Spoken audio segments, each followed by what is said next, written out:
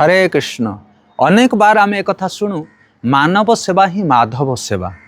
भगवान कौन सेवा कर, मनुष्य मानकर सेवा कर, भगवान प्रसन्न हो।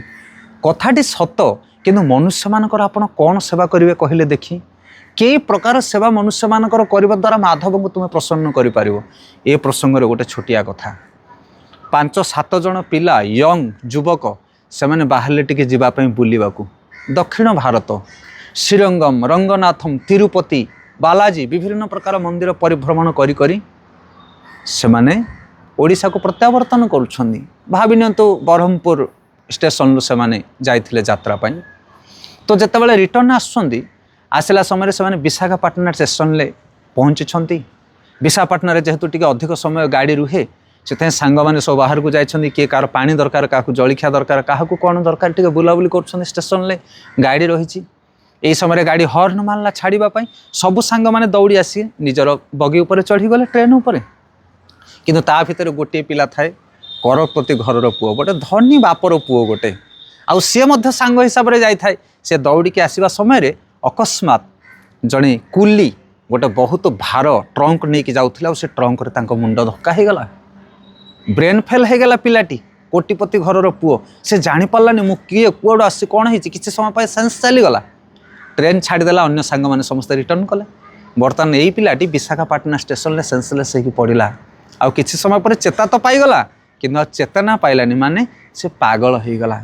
से बुझीपारानी मु किए कौड़ आसी। यही जमी देखुं रास्ता कड़े असंख्य पागल, से भली गोटे पागल पलटि गला। सी अन्य सांग मैंने घरे आसिक पहुँचले गाँव में। तांको बापा पचारे मो पुओ कहीं ना, आम जानू विशाखापाटना स्टेशन में ओह्लैला। आउे आम देखिनु। बापा बहुत प्रयास कले खोजापी। विशाखापाटना अनेक स्थान बुलिले, पुलिस रे खबर देले, बहु प्रयास कलापर पुत्र को पाइले नहीं। बापा दीर्घ वर्ष अतिबाहित हो गला। 15, 20, 25, 30 वर्ष अतिबाहित हो गला। अकस्मात दिने से ब्रह्मपुर किसी लोक जाइथांदी विशाखापाटना कौन से ऑफिशियल वर्क रे, एवं गला बेले से माने अकस्मात देखिले से पिलाटा को। अरे ये तो सही कोटिपति घर पुओ। दाढ़ी निश सब बढ़ी जाइछि, वस्त्र सब छिड़ा कोतरा हो जाइछि, नख केश बढ़ी पागल हो जाइछि, आ मनीष अवस्था सी ना। एमाने देखिके हृदय दया आसला। 4 जनकर, कारण जेहेतु आंख गाँव लोक एमाने थिले, चिन्ही पारिले। तत्क्षणा तो जड़े लोक जाई कौन करुछि ना, से चा मागिकी खाऊला होटेल ले पिलाटी।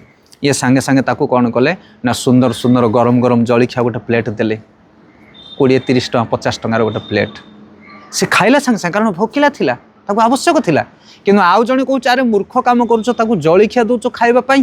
कोटिपति घरर पुओ से जलखिया केते समय, एइने तो खाइले आउट को भोक हबो। गोटे वस्त्र हले दबा दरकार। द्वितीय व्यक्ति जनक कौन कले ना, तार चिरा वस्त्र को बाहर कर गोटे नूतन वस्त्र हले ताकू देदेले, जार मूल्य थिला 1000-2000 टଙ୍କା। एवं तृतीय जनटी कहले कहले तुम 2 जन जाक मूर्ख। अरे खाद्य दौच, वस्त्र दौच, ये तो अल्प समय भीतर नष्ट हो। किंतु किसी अर्थ दियो, पैसा जहाँ को विनियोग करके से लंबा समय जीवन निर्वाह कर पारिबो। तृतीय जनक ताकू टंका 5000 देले। हरि बोल। एवं चतुर्थ व्यक्ति जनक कौन कले ना, ये 3 जन जाकर कथा को पसंद कले। चतुर्थ व्यक्ति विशाखापाटना टू ब्रह्मपुर गोटे लोकल ट्रेन टिकट बाहर कले। आउ से पिला को नहीं आसिले ब्रह्मपुर साथी रे, तांको बापा पाखे पहुँचे देले। बापा तांकर A to Z सबु प्रकार व्यवस्था करदेले। आपण तो कहतु वर्तमान किए उपयुक्त उपकार कर पारला पिलाटीर, जे जलखिया देला, जे वस्त्र देला, जे अर्थ देला, ना जे नहीं कि बापा पाखे पहुँचे देला। किए उपकार कला, मना नहीं। खाइबा को दबा, वस्त्र दबा, आर्थिक साहाय्य करबा, एटा भी उपकार। किंतु मनुष्य पई सफिशिएंट उपहार नुह। एटा पर्याप्त भाव में यहाँ साहाय्य कर मनुष्य को। से जीव जे पर्यंत परम पिता परमेश्वर भगवान सहित युक्त न होना, ये जगत में जिते प्रकार साहाय्य कले ता पेट पूरबनी, ताको अंटिबनी। से ये चतुर्थ व्यक्ति जन कहते साधु। साधु सन्थ माने जीवर प्रकृत में मंगल करती, से ही मानव सेवा करती। से ये दुख जंत्रणा पीड़ित थिबा जीव मान को भगवान सहित कनेक्टिंग कर दियंती। जमिति सुदामा ब्राह्मण खाइबा को मुठे आहार नथिला ता घरे, किंतु से कौन असत् कार्य करू नथिला। आज कोटिपति लोक माने मध्य असत् कार्य करिया को पछ घुंचा दउ नाहंती। सेथिपई शारीरिक विकास, आर्थिक विकास, सामाजिक विकास नुह, आत्मिक विकास, आध्यात्मिक विकास होची प्रकृत रे विकास। आ सेटा साधु सन्थ माने करंती। हरे कृष्ण।